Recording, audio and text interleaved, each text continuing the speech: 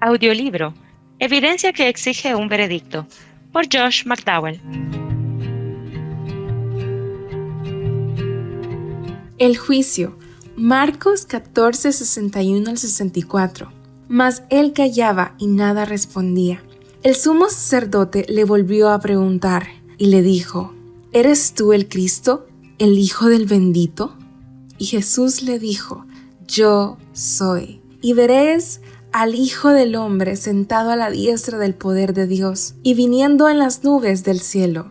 Entonces el sumo sacerdote, rasgando su vestidura, dijo: ¿Qué más necesidad tenemos de testigos? ¿Habéis oído la blasfemia? ¿Qué os parece? Todos ellos le condenaron, declarándole ser digno de muerte. El juez Gaynor, talentoso jurisconsulto de la Corte de Nueva York, en su discurso sobre el juicio de Jesús, adopta la posición de que la acusación hecha en su contra en el Sanhedrin fue blasfemia. Él dice: con claridad se ve a partir de cada una de la narrativa evangélica que el crimen alegando para juzgar y condenar a Jesús fue la blasfemia. Jesús había estado reclamando tener poder sobrenatural, lo que en un ser humano era blasfemia. Su referencia es a que Jesús se hacía a sí mismo Dios, no a lo que dijo respecto del templo. Ante las preguntas de los fariseos, A.T. Robertson dice que Jesús acepta el desafío y admite que él reclama ser los tres. Vosotros decís, es simplemente un modismo griego para sí. Fue por culpa de la réplica de Jesús que el sumo sacerdote rasgó sus vestiduras. H.B. Sweat explica el significado de esto. La ley prohibía que el sumo sacerdote rasgara sus vestiduras en los conflictos privados. Pero cuando actuaba en calidad de juez, la costumbre requería que expresara de este modo su horror por causa de cualquier blasfemia que se pronunciara en su presencia. El juez en apuros manifiesta su alivio. Aun cuando no aparecía evidencia digna de confianza, ya ahora esta no era tan necesaria. El prisionero se había inculpado a sí mismo. Comenzamos a ver que este no era un juicio ordinario. Irwin Linton, abogado, aclara esto cuando declara que entre los juicios criminales este es único en el sentido en que no son las acciones sino la identidad del acusado en el asunto del juicio. El cargo criminal esgrimido contra Cristo, la confesión o testimonio o más bien acto en presencia de la corte en base al cual se declaró reo, la interrogación por el gobernador romano y la inscripción y proclamación sobre su cruz en el momento de la ejecución. Todo está conectado con la pregunta relativa a la verdadera identidad y dignidad de Cristo. ¿Qué pensáis de Cristo? ¿De quién es hijo? Respecto de esto mismo escuchamos de labios del que en otro tiempo fue un escéptico, Frank Morrison. Jesús de Nazaret fue condenado a muerte no en base a las declaraciones de sus acusadores, sino a causa de una admisión que le fue extraída bajo juramento. También de Hilary Felder escuchamos que esta inspección del juicio de Jesús debería ser suficiente para darnos la firme convicción de que el Salvador confesó su verdadera divinidad ante sus jueces. Simon Greenleaf, quien en un tiempo fue profesor de la Escuela de Leyes de Harvard y que se distinguió personalmente como abogado, dijo respecto al juicio de Jesús: no es fácil percibir sobre qué base podría haberse definido su conducta ante algún tribunal a menos que fuera sobre la base de su carácter sobrehumano. No se concibe que algún abogado habría podido pensar en colocar su defensa sobre alguna otra base. Aun cuando las respuestas de Jesús ante sus jueces adoptan diferentes formas en cada uno de los sinópticos, vemos cómo Morrison nos dice que todas ellas son de igual significado. Estas respuestas son realmente idénticas. La fórmula "tú lo has dicho" o "vosotros decís que lo soy" que a los oídos modernos suena como evasivas, no tenían esa connotación en la mente contemporánea judía. Vos decís era la forma tradicional en que un judío culto respondía a una pregunta de carácter grave o triste. La cortesía prohibía un sí o un no directo. Para asegurarse de que Jesús pretendía decir esto por medio de su respuesta, Gigi Montefiore analiza la declaración que Jesús hizo a continuación de su profesión de deidad. Las dos expresiones, Hijo del Hombre y a la diestra del poder, muestra que la respuesta está perfectamente de acuerdo con el espíritu y manera de hablar de Jesús. Está perfectamente aclarado entonces que este era el testimonio de Jesús. Deseaba dejar de sí mismo. Vemos también que los judíos deben haber entendido su respuesta como una declaración de que era Dios. Había entonces dos alternativas que encarar: que sus declaraciones eran blasfemia pura o que Él efectivamente era Dios. Sus jueces deben haber visto el asunto con claridad, con tanta claridad, en efecto, que le crucificaron y luego se burlaron de él. ¿Por qué? Confió en Dios, porque ha dicho, soy hijo de Dios. De este modo, vemos que Jesús fue crucificado por ser lo que era en verdad, por ser el Hijo de Dios. Un análisis de su testimonio demostrará esto. Su testimonio afirmaba que 1. Él era el Hijo del bendito. 2. Él era el que se sentaría a la diestra del poder. Y 3. Él era el Hijo del Hombre que vendría en las nubes del cielo. William Shalt Robertson saca como conclusión de esto que cada una de estas tres afirmaciones es claramente mesiánica. Su efecto mesiánico cumulativo es sorprendentemente significativo. Herschel Hobbes va adelante y reitera que el Sanhedrin reunió los 3 puntos, los resumió en una sola pregunta.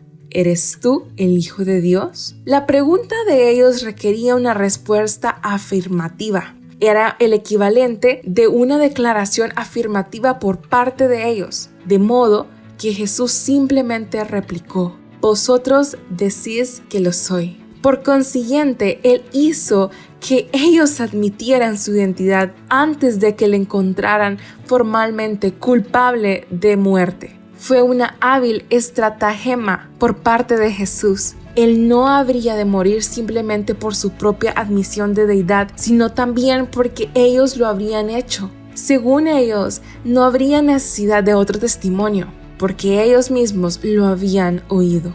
Así que le condenaron por las palabras de su boca, pero le condenaron también por las palabras de ellos mismos. No podrían alegar que no habían declarado que el Hijo de Dios era culpable de muerte. Roberto Anderson dice, pero ninguna evidencia confirmatoria es más convincente que la de los testigos hostiles. El hecho de que el Señor presentó aseveraciones de deidad está innegablemente establecido por la acción de sus enemigos. Debemos recordar que los judíos no eran una tribu de salvajes ignorantes, sino un pueblo de gran cultura e intensamente religiosos. Y fue que en base a esta misma acusación que, sin que hubiera una voz que se opusiera, fuera decretada su muerte por el Sanhedrin. Su gran concilio nacional, compuesto por los más eminentes líderes religiosos, incluyendo a hombres del tipo de Gamaliel y de su gran discípulo Saulo de Tarso. Proveniente del Hilarín Felder, tenemos esta declaración que proporciona más luz sobre el juicio que los fariseos se impusieron a sí mismos. Pero puesto que ellos condenaron al Salvador como un blasfemo por causa de su propia confesión, los jueces probaron oficialmente y mediante juramento que Jesús no solamente confesó que Él era el teocrático Mesías Rey y el Hijo humano de Dios, sino también que Él era el divino Mesías y el mismísimo Hijo de Dios, y que en base a esta confesión fue condenado a muerte. Como resultado de nuestro estudio, podemos fácilmente llegar a la conclusión de que Jesús reclamaba deidad para sí mismo de una manera fácilmente discernible por todos. Estas aseveraciones fueron consideradas blasfemias por los líderes religiosos y resultaron en su crucifixión porque se hizo a sí mismo Hijo de Dios.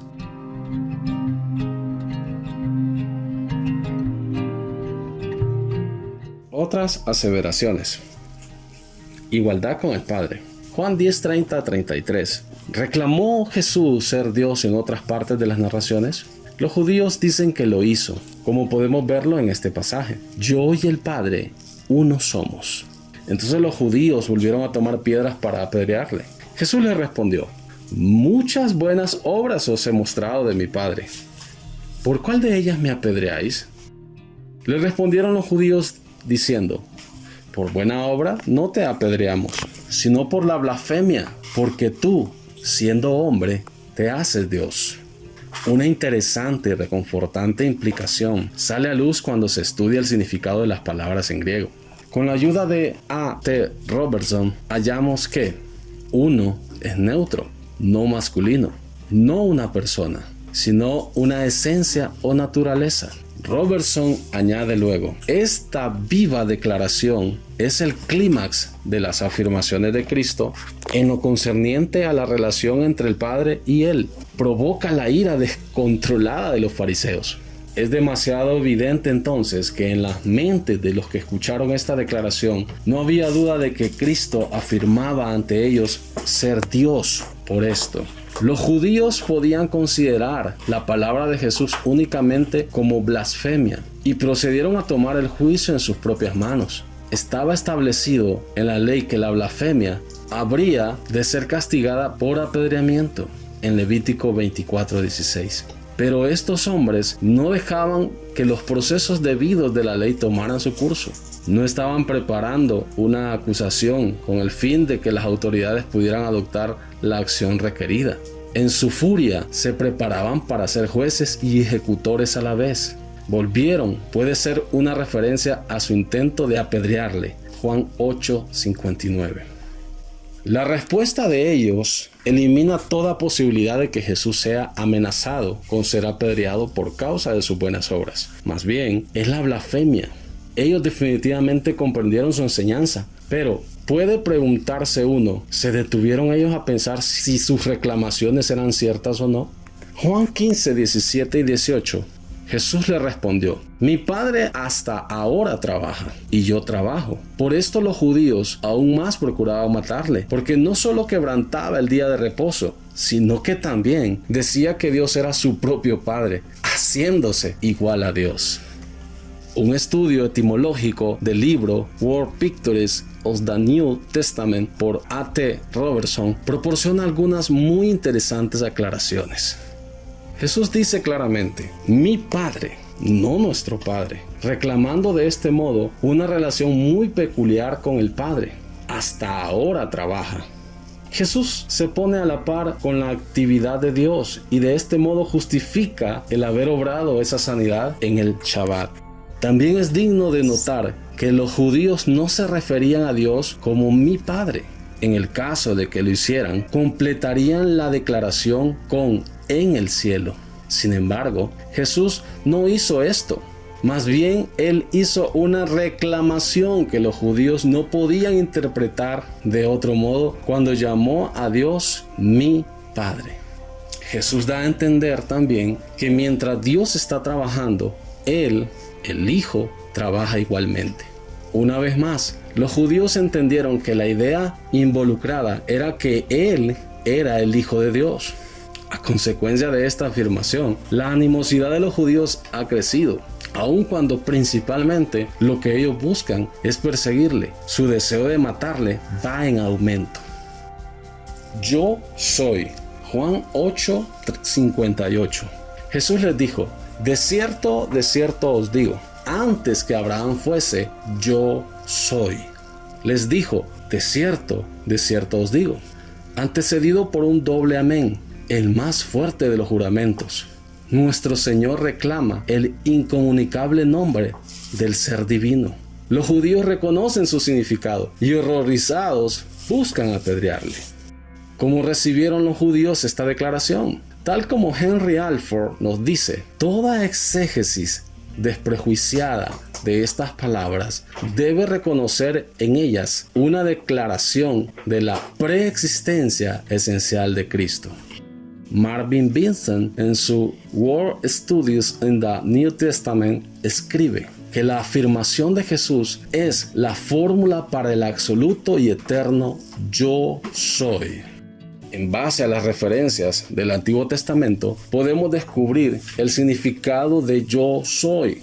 Campbell tiene esta referencia para nosotros. A partir de referencias del Antiguo Testamento, tales como Éxodo 3:14 y Deuteronomio 32:39 e Isaías 43:10, se ve con claridad lo que Jesús está presentando. No es ninguna idea nueva. Los judíos estaban completamente familiarizados con la idea de que el Jehová del Antiguo Testamento es el Eterno. Lo que resulta nuevo para los judíos es la identificación de esta designación con Jesús. Por las reacciones de los judíos que estaban alrededor, tenemos prueba de que ellos comprendieron su declaración como una reclamación de deidad absoluta. Su comprensión del asunto les hizo reaccionar de tal modo que estaban listos para cumplir la ley de Moisés referente a la blasfemia, apedreando a Jesús. Levítico 24, 13 y 16. Campbell habla de lo anterior dirigiéndose al no judío. Es perfectamente claro que nosotros también debemos entender que la expresión yo soy tenía como finalidad declarar la absoluta deidad de Cristo por el hecho de que Él no intentó dar explicaciones. Él no procuró convencer a los judíos de que ellos le habían entendido mal, sino que más bien Él repitió las afirmaciones varias veces en diferentes ocasiones. Jesús merece el mismo honor como el que se da a Dios. En Juan 5, 23 y 24, para que todos honren al Hijo como honran al Padre. El que no honra al Hijo, no honra al Padre que le envió. De cierto os digo, el que oye mi palabra y cree al que me envió, tiene vida eterna, y no vendrá a condenación, mas ha pasado de muerte a vida. En la última parte de este versículo, Jesús lanza una advertencia a aquellos que lo acusan de blasfemia. Él les dice que al tratarlo a Él de manera desconsiderada, están en realidad ofendiendo a Dios, y que es Dios quien está disgustado por el trato que ellos dan a Jesús. Vemos también que Jesús reclama derecho de ser adorado como Dios. De esto se deduce, como se estableció anteriormente, que deshonrar a Jesús es deshonrar a Dios. Declara: aquellos que profesan celo por el único Dios no le honran como se debe, a menos que honren al Hijo como honran al Padre. Conocerme. Juan 8:19. Ellos le dijeron: ¿dónde está tu Padre? Respondió Jesús: ni a mí me conocéis, ni a mi Padre. Si a mí me conocieseis, también a mi Padre conoceríais. Creed en mí. Juan 14:1. No se turbe vuestro corazón. ¿Creéis en Dios? Creed también en mí. Merrill Tenney, John, The Gospel of Belief, explica: Él estaba condenado a muerte, la muerte que sobreviene a todos los hombres. No obstante, Él tuvo la audacia de demandar que ellos lo hicieran objeto de fe. Se constituyó a sí mismo en la clave al asunto del destino de ellos y declaró que el futuro de ellos dependía de la obra de Él. Prometió prepararles un lugar y retornar para llevarlos con Él. El que me ha visto. Juan 14:9. Jesús les dijo: ¿tanto tiempo hace que estoy con vosotros y no me habéis conocido? Felipe: el que me ha visto a mí, ha visto al Padre. ¿Cómo pues dices tú, muéstranos al Padre? Os digo, Mateo 5:20, 22, 26 y 28, etc. En este pasaje hallamos a Jesús enseñando y hablando en su propio nombre. Al proceder de este modo, Él elevó la autoridad de sus palabras directamente al cielo, en lugar de imitar a los profetas que decían: así dice el Señor. Jesús repitió: de cierto os digo. Jamás él vaciló o se disculpó. No tuvo necesidad de contradecir, retirar o modificar algo que hubiese dicho. Habló las inequívocas palabras de Dios. Juan 3:34. Él dijo: el cielo y la tierra pasarán, pero mis palabras no pasarán. Marcos 13:31.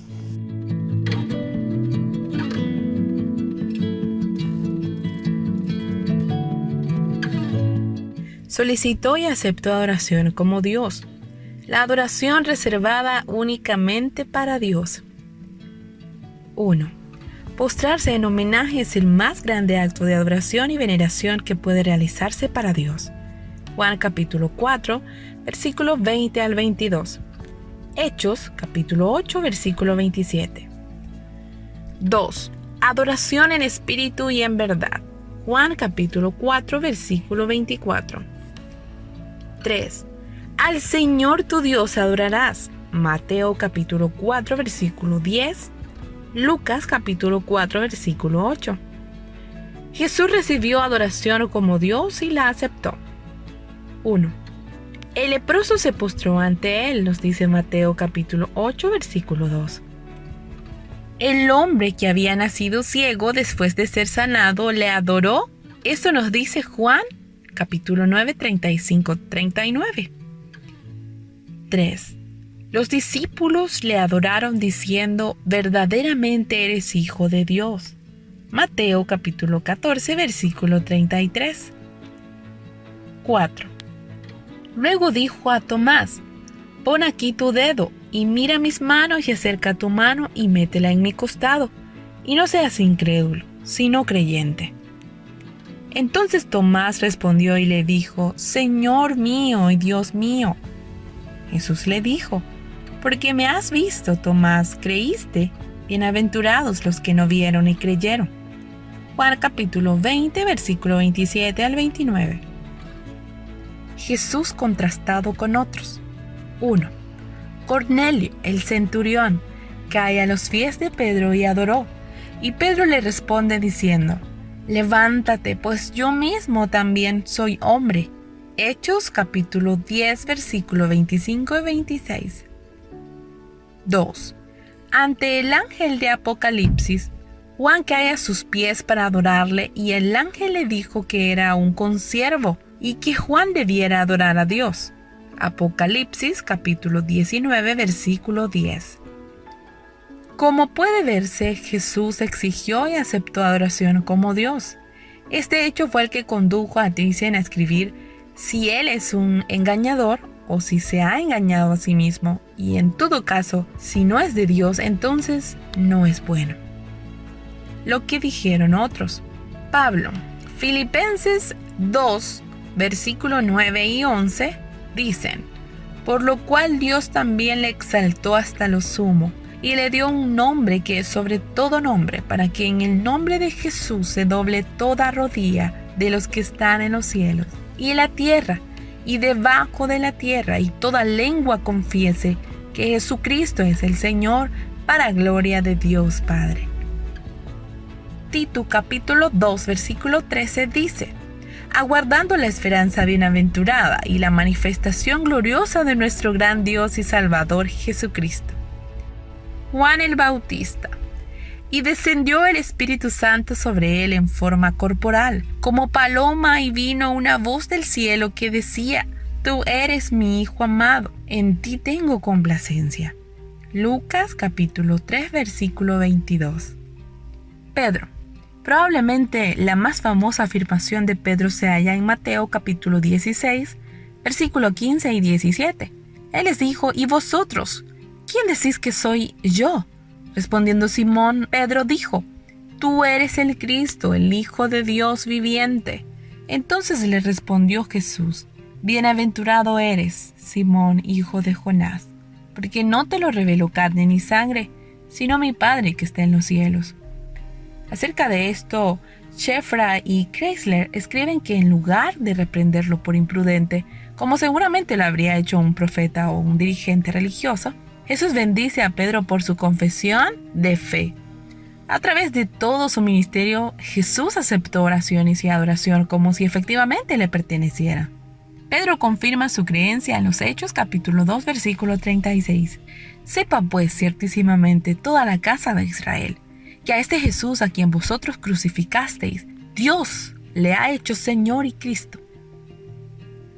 Tomás, el incrédulo, presenta el siguiente testimonio que se halla en Juan capítulo 20 versículo 28. Entonces Tomás respondió y le dijo, Señor mío y Dios mío. John Stott en Basic Christianity se explaya sobre la exclamación de Tomás.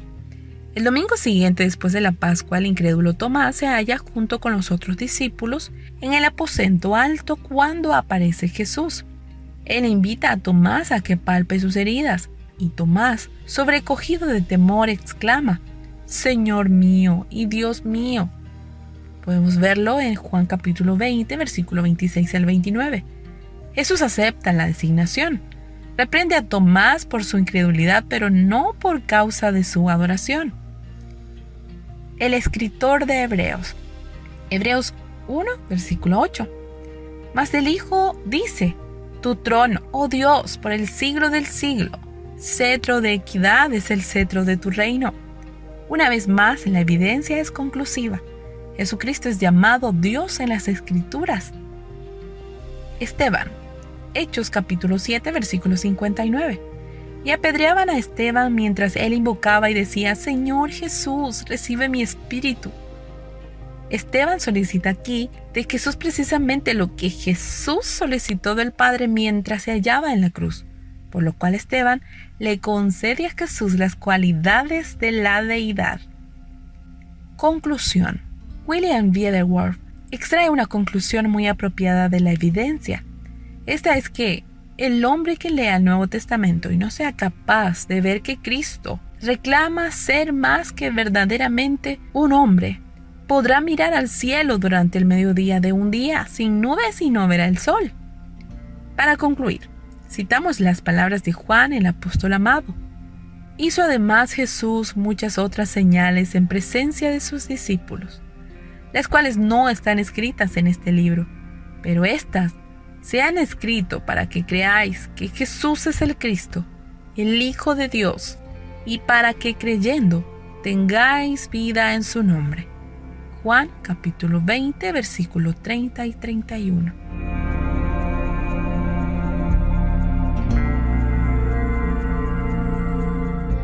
Aseveraciones indirectas. Jesús dio a conocer en muchos casos de manera indirecta su deidad. Aquí presentamos una lista de muchas de esas referencias, con algunas pocas aseveraciones indirectas también. Jesús es creador, Isaías 40, 28, Juan 1, 3. Jesús es salvador, Isaías 45, 22, Juan 4, 42. Jesús resucita muertos, 1 Samuel 2, 6, Juan 5, 21. Jesús es juez, Joel 3, 12, Juan 5, 27. Jesús es luz, Isaías 60, 19 al 20, Juan 8, 12. Jesús es yo soy, Éxodo 3, 14, Juan 8, 58. Jesús es pastor, Salmo 23, 1, Juan 10, 11. Jesús es gloria de Dios, Isaías 42, 8, Juan 17, 1 y 5. Jesús es primero y último, Isaías 41, 4, Apocalipsis 1, 17.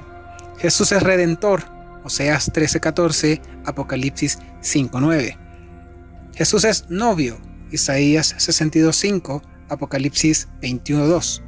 Jesús es roca, Salmos 18, 2, 1 Corintios 10, 4.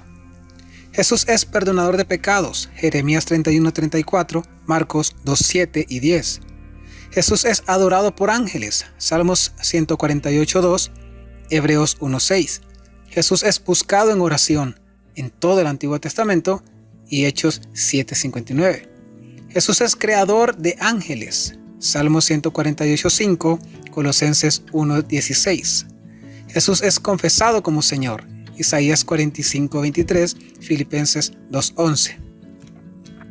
Consideramos que algunas de estas afirmaciones requieren una mayor explicación. Ese es el propósito de esta sección. Él afirmó poder perdonar pecados, como está evidenciado en Marcos 2.5 y Lucas 7.48. Según la ley judía, esto se le correspondía hacerlo únicamente a Dios, puesto que únicamente Dios podía perdonar pecados. Esto se ve en Marcos 2:7. Los escribas, descontentos con Jesús, preguntaban en el versículo 7, ¿por qué habla este así? Blasfemia dice, ¿quién puede perdonar pecados sino solo Dios? En Mateo 9, 5 y 6, Jesús acaba de sanar a un paralítico perdonándole sus pecados. Una vez más, se enfrenta a los líderes religiosos.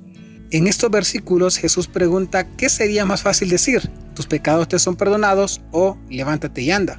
De acuerdo al comentario de Wycliffe, esta es una pregunta que no tiene respuesta. Las declaraciones son igualmente fáciles de pronunciar, pero el decir cualquiera de ellas con la acción consiguiente requiere poder divino. Por supuesto que un impostor que procura evitar ser descubierto encontraría que la primera declaración era la más fácil. Jesús procedió a sanar la enfermedad para que los hombres pudieran saber que Él tenía autoridad para lidiar con su causa. En esto, Él fue acusado de blasfemia por los escribas y fariseos. La acusación de los escribas y fariseos le condenaba por atribuirse las prerrogativas de Dios. C.A. Jefferson cuenta que Él perdona pecados, hablaba como uno que tiene autoridad. Aún los peores pecadores que caían arrepentidos a sus pies recibían de Él una autoritaria seguridad de perdón. L.S. Schaeffer nos dice que nadie tiene en la tierra autoridad o derecho para perdonar pecados. Nadie podría perdonar el pecado, excepto el único contra el cual todos hemos pecado. Cuando Cristo perdonó el pecado, como muy ciertamente lo hizo, Él no estaba ejercitando una prerrogativa humana, puesto que nadie sino Dios puede perdonar pecados. Queda conclusivamente demostrado que Cristo es Dios, puesto que perdonó pecados y siendo Dios es eterno.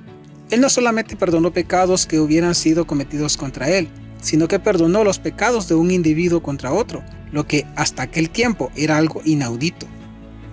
John Stott nos hace recordar, nosotros podemos perdonar las ofensas que otros cometen contra nosotros, pero los pecados que cometemos contra Dios, únicamente Dios puede perdonarlos. Y eso es precisamente lo que hace Jesús. De este modo, vemos que el poder de Jesús para perdonar pecados es la exhibición cumbre de un poder que pertenece solamente a Dios. Jesús es inmutable. Lewis S. Schaeffer dice que la inmutabilidad de la deidad le es atribuida a Cristo. Todo lo demás está sujeto a cambio. Hebreos 13:8 se compara con Malaquías 3:6. Jesús reclamó ser vida. En Juan 14:6 Jesús declaró ser vida. Yo soy la vida. Merrill Tenney, analizando esta declaración, nos dice que Él no dijo que conocía el camino, la verdad y la vida, ni que Él se lo enseñaba. No se constituyó en el exponente de un nuevo sistema. Declaró ser la clave final de todos los misterios. La vida está en Él. Y este es el testimonio, que Dios nos ha dado vida eterna. Y esta vida está en su Hijo. El que tiene al Hijo, tiene la vida. El que no tiene al Hijo de Dios, no tiene la vida. Primera de Juan 5:11 y 12. Hablando de esta vida, John Stott escribe, Él comparó la dependencia que los discípulos tenían de Él con el sustento que los sarmientos derivan de la vid. Declaró que Dios le había dado autoridad sobre toda carne, para que diera vida a todos los que Dios le diera. Jesús tiene autoridad. Y también Dios le dio autoridad a Jesús de hacer juicio, por cuanto es el Hijo del Hombre. Juan 5:27. Al reclamar que Él juzgará al mundo, Jesús levantará a los muertos, reunirá a las naciones delante de Él, se sentará en un trono de gloria y juzgará al mundo. Algunos, sobre la base de su juicio, heredarán el cielo, otros el infierno. Títulos: YHWH, Señor, sagrado para los judíos. La traducción más literal de YHWH es Yahweh, y la mayoría lo pronuncia Jehová. El significado preciso, escribe Herbert F. Stinson, del nombre es oscuro. En el hebreo estaba compuesto originalmente de 4 consonantes, YHWH, conocido a los teólogos como el tetragramatón, el cual se le añadieron después las vocales de Adonai, excepto cuando el nombre va unido a Adonai. Entonces se usan las vocales de Elohim. Los judíos llegaron a considerar el nombre como demasiado sagrado para pronunciarlo. Sin embargo, en la lectura pública de las Escrituras, lo sustituyeron por Adonai. Jehová era para ellos el nombre incomunicable. El pueblo judío, de pura reverencia, rehusaba aún pronunciar este nombre. L.S. Schaeffer escribe, el aludir la pronunciación del nombre puede ser considerado como mera superstición pero claramente era un intento de reverencia, aunque muy disfrazado. E indudablemente esta práctica, con todos sus resultados confusos, sirvió para crear una profunda impresión, sobre todo en cuanto al inefable carácter de Dios. La enciclopedia judía indica que la traducción de YHWH por la palabra Señor puede ser rastreada hasta la Septuaginta respecto de la pronunciación de la Shen HaMetorach. El nombre distintivo YHWH no existe información auténtica. Comenzando desde el periodo helenístico, el nombre era reservado para ser usado en el templo. Desde Cifre hasta Nun, parece que los sacerdotes se les permitía pronunciar el nombre únicamente en la bendición en el templo. En cualquier otro lugar, ellos estaban obligados a usar el apelativo Kinush Adonai. La enciclopedia judía cita de los escritos de Filón y de Josefo. Filón: las 4 letras pueden ser mencionadas u oídas únicamente por los hombres santos cuyos oídos y lenguas están purificadas por la sabiduría, por ningún otro en ningún otro lugar. Vida de Moisés 3:41. Josefo: Moisés le rogó a Dios que le impartiera el conocimiento de su nombre y su pronunciación, con el fin de poder invocarle por su nombre en los actos sagrados, por lo cual Dios reveló su nombre, que hasta entonces había permanecido desconocido para los demás hombres, y que para mí sería pecado que yo lo mencionara. Cristo habla de sí mismo como Jehová. Schomer es citado por W. C. Robinson. La identificación de nuestro Señor Jesucristo con el Señor del Antiguo Testamento resulta en una doctrina explícita de la deidad. Yahweh, en Éxodo 34:14, significa básicamente el que es, o yo soy el que soy, y declara la divina autoexistencia. Kishka y Shefran dicen: Él reclamó el pacto de YHWH, o Jehová. En el capítulo 8 del Evangelio de Juan hallamos: si no creéis que yo soy, en vuestros pecados moriréis. Versículo 24. Cuando hayáis levantado el Hijo del Hombre en la cruz, entonces conoceréis que yo soy. Versículo 28. De cierto os digo, antes de que Abraham fuese, yo soy. Versículo 58. El uso que él hace del yo soy lo conecta con Éxodo 13:14, en donde Dios se revela a Moisés: yo soy el que soy, y le dice: así dirás a los hijos de Israel, yo soy me envió a vosotros. Así es que el nombre de Dios en hebreo es YHWH, o yo soy. En Mateo 13:14 al 15, Cristo se identifica a sí mismo con el Señor Adonai del Antiguo Testamento, Isaías 6 del 8 al 10. Clark Pinnock en Search for Your Caesar dice que sus enseñanzas resonaban con las afirmaciones del yo soy, a tal punto que son reclamaciones divinas en estructura y contenido. Éxodo 13:14, Juan 4:26, Juan 6:35, Juan 8:12, Juan 10:9, Juan 11:25.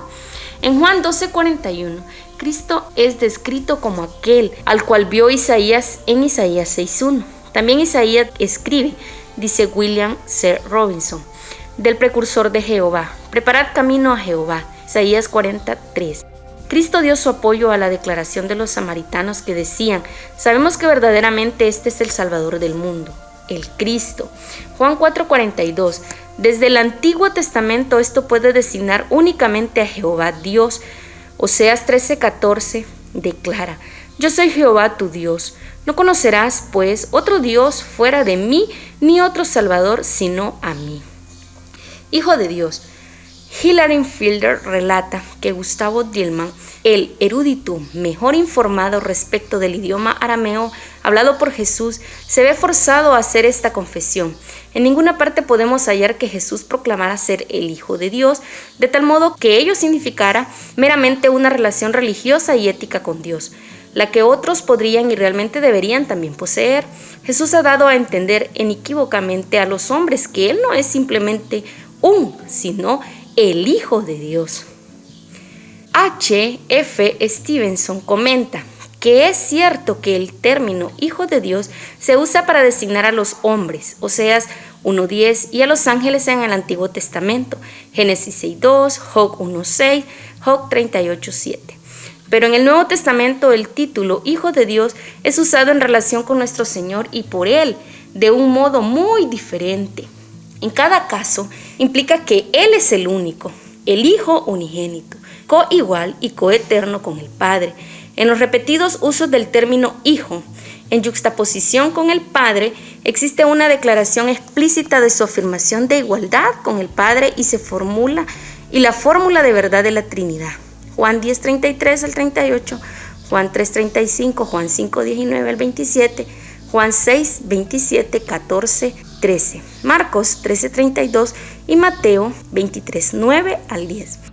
Jesús alabó a Pedro por el conocimiento que éste tenía de él como el Hijo de Dios. Cuando Pedro hizo su confesión en Cesarea de Filipo, «Tú eres el Cristo, el Hijo del Dios viviente». Él replicó, «Bienaventurado eres Simón, hijo de Jonás, porque no te lo reveló carne ni sangre, sino mi Padre que está en los cielos». Mateo 16 al 17. Fielder escribe sobre el concepto que Cristo tenía de que Dios era su Padre. Tan frecuentemente como Jesús habla de sus relaciones con su Padre, Él usa de manera constante y sin excepción la expresión mi Padre. Y en las ocasiones en que llama la atención a sus discípulos por la relación infantil que ellos tienen con Dios, aparece la caracterización igualmente definida, vuestro Padre. Nunca se asocia con los discípulos y con los hombres por medio del uso natural de la expresión nuestro Padre. Fielder continúa, aún en aquellas ocasiones en que Jesús se une con los discípulos ante Dios, cuando por consiguiente se esperaría que usara la expresión colectiva, nuestro Padre, aparece por el contrario, mi Padre. No beberé más de este fruto de la vid hasta aquel día en que lo beba nuevo con vosotros en el reino de mi Padre. Mateo 26:29. Yo enviaré la promesa de mi Padre sobre vosotros. Lucas 24:49. Venid, benditos de mi Padre, heredad el reino preparado para vosotros desde la fundación del mundo. Mateo 25:34. De esta manera, Jesús establece una clara distinción entre su divina calidad de hijo y la de los discípulos y hombres en general. Schomer llega a la conclusión de que sus discípulos y sus enemigos comprendieron, debido al trasfondo judaico que ellos tenían, que la verdadera significación del término Hijo de Dios era deidad. 104 veces Cristo se refiere a Dios como Padre o el Padre.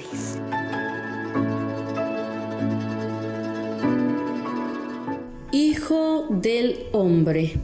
Jesús hace uso del título Hijo del Hombre en tres maneras diferentes.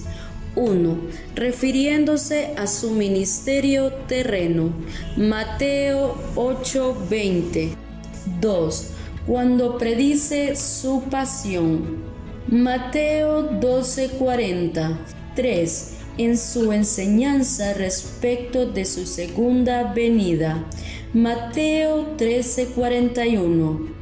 Stevenson le da un significado especial al título Hijo del Hombre, por cuanto esta fue la designación que nuestro Señor usaba habitualmente respecto de sí mismo. No se encuentra en el Nuevo Testamento en otros labios sino en los suyos, excepto cuando los que le interrogaban citaron sus palabras.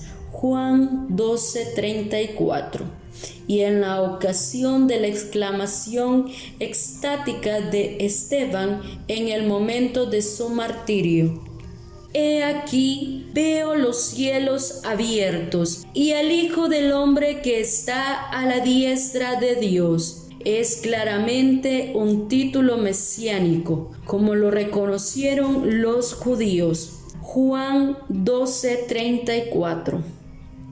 Chrysler y Scheffran escriben que Jesús creía ciertamente que era el cumplimiento de las profecías del Antiguo Testamento referentes al Mesías. Cuando se refería a sí mismo, continuamente usaba el título El Hijo del Hombre, usado en la visión de Daniel. Daniel 7:13-14. En Marcos 14:61 al 64, Jesús aplica Daniel 7:13-14. y junto con él Salmos 110:1, asimismo como algo que va a suceder ante los ojos de ellos. Montefiore añade que, si Jesús dijo estas palabras, difícilmente podemos pensar que él hacía distinción entre sí mismo, el Hijo del Hombre y el Mesías. El Hijo del Hombre debe ser el Mesías y ambos deben ser el mismo. Montefiore continúa citando al profesor Pick. A pesar del asombroso uso del Hijo del Hombre junto con la primera persona singular, es difícil resistir la conclusión de que en este contexto Jesús pretende identificar a los dos. Difícilmente habría podido afirmar de una vez su identidad con el Mesías e implicar su distinción del Hijo del Hombre. Esto no quiere decir que necesariamente el Hijo del Hombre sea equivalente al Mesías, pero sí las ideas son distintas. Jesús estaba consciente de que ambas se cumplían en él, del mismo modo como él era Mesías y siervo de Yahweh a la vez. Abba, Padre. Michelle Green, en su libro Runaway World, escribe que Cristo afirmó que él tenía con Dios una relación que ningún otro había reclamado anteriormente. Se evidencia en la palabra aramea Abba que él era tan aficionado a usar, especialmente en oración. Nadie antes que él se había dirigido a Dios mediante esta palabra en toda la historia de Israel.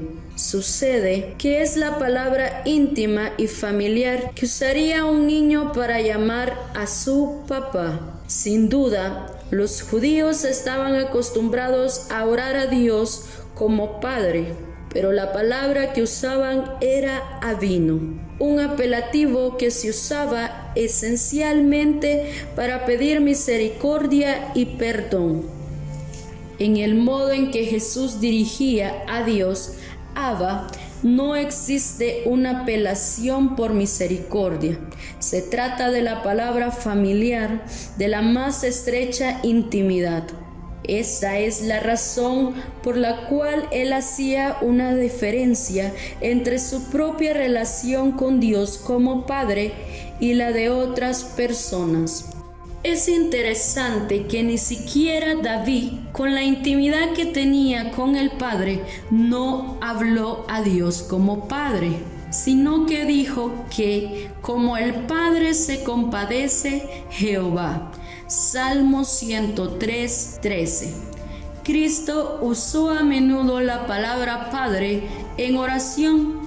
Los fariseos comprendieron, por supuesto, la implicación de ello y lo acusaron de blasfemia.